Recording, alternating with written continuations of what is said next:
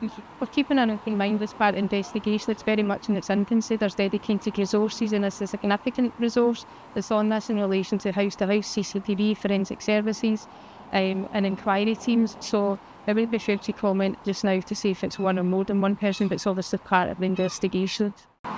Good afternoon, I'm Detective Superintendent Cheryl Kelly of Police Scotland's Major Investigation Team.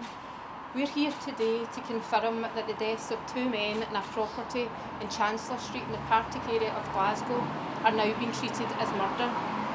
Firstly, my thoughts are with the families of both Paul Lafferty and Gary Beaton at this extremely difficult time, and we're doing all that we can to help them get the answers, and they're currently being supported by specialist officers. Our investigations into these deaths started when both Paul and Gary were found dead on Sunday afternoon on the 16th of August to establish what has happened. A significant amount of resources have been dedicated to this investigation, and there is a large police presence in the area as these investigations continue. We are keen to hear from anyone who knew both Paul and Gary, who were in the Partick area near to Chancellor Street on Friday morning from about 9 o'clock until about 5 p.m. on Sunday afternoon.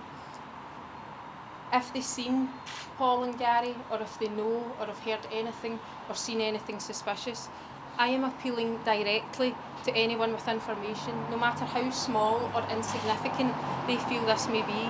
Should they come forward and speak to us, please do not assume that the police already know information. Thank you. Good afternoon, I'm Superintendent Craig Grady of Greater Glasgow Division. I'd like to extend my sympathy to the family and friends of Paul and Gary as they come to terms with their loss. We understand the significant impact this will have on the local community, and I would like to thank everyone for their help so far. High visibility patrols remain in the area, and there will be increased police presence as the investigation continues.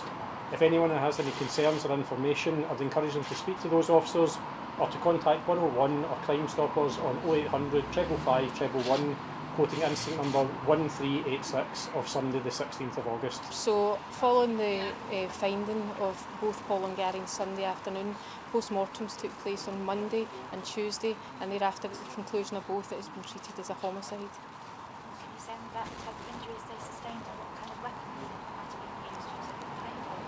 It wouldn't be fair to comment just now at this early stage in investigation as to the injuries, but we believe that a knife has been used as a weapon. As to the perpetrator, do you think it was one killer or? We're keeping an open mind as part of the investigation. It's very much in its infancy. There's dedicated resources, and it's a significant resource that's on this in relation to house-to-house CCTV, forensic services, and inquiry teams. So it wouldn't be fair to comment just now to say if it's one or more than one person, but it's obviously part of the investigation.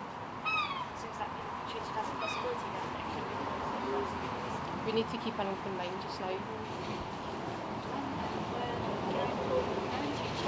Yes, both Gary and Paul were known to each other, and that's forming part of the investigation too, and that's why we're appealing for witnesses who might have known Paul and Gary to come forward and give us information on their lifestyle and their movements so that we can piece that together as part of our investigation.